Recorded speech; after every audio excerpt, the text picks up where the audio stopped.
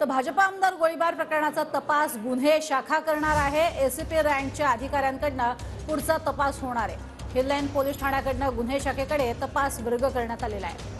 अधिक माहिती घेणार आहोत। कृष्णा सुनारवाडकर आमचे प्रतिनिधी आपल्या सोबत आहेत। कृष्णा, गुन्हे शाखेकडे आता तपास वर्ग झालाय।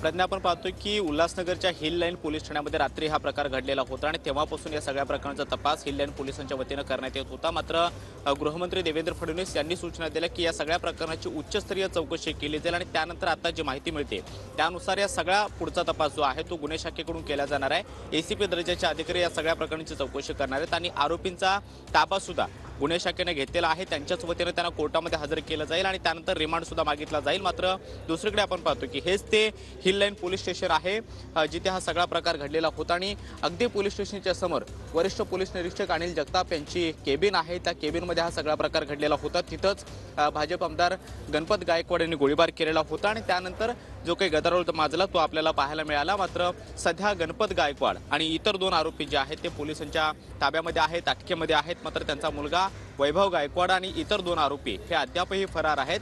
त्यांचा शोध पोलिसांकडून घेतला जातोय।